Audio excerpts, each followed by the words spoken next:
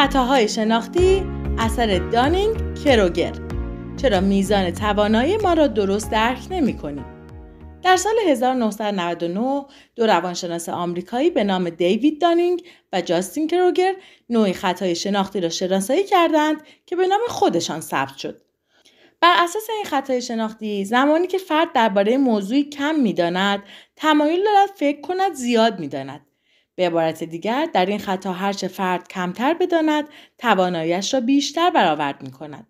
افرادی که بدون هیچ آگاهی درباره هر موضوعی اظهار نظر می‌کنند یا بدون هیچ مهارت و دانشی مسئولیتی را می‌پذیرند، در دام این خطا افتادند.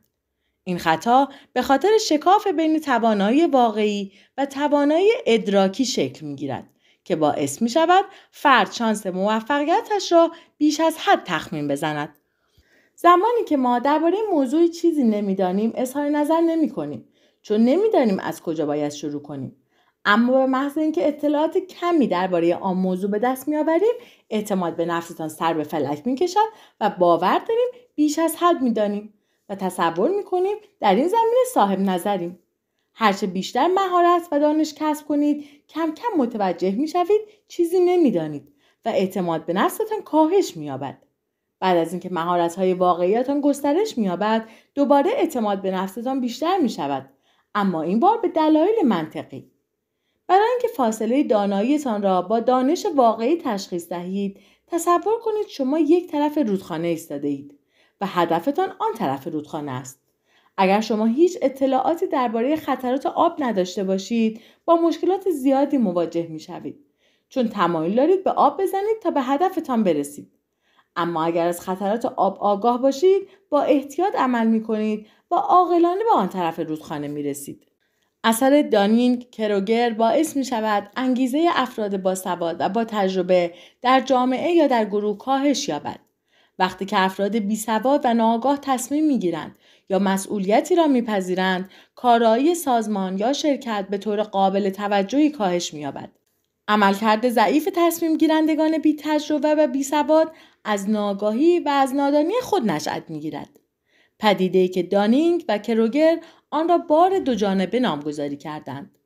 بار دو جانبه یعنی وقتی که فرد درباره موضوعی اطلاعات کافی ندارد یا چیزی نمی‌داند، نمی‌تواند میزان توانایی‌اش را در آن موضوع بسنجد. به عبارت دیگه، نه تنها نادان است، بلکه از نادانی خود نیز ناآگاه است. به قول معروف، آن کس که نداند و نداند که نداند. یعنی نادانی از نادانی خود. برای اینکه در دام این خطای شناختی نیفتید، لازم است اگر درباره موضوعی کم می‌دانید، تلاش کنید بیشتر بیاموزید. اگر در زمینه نوآموزید، سریع تصمیم نگیرید.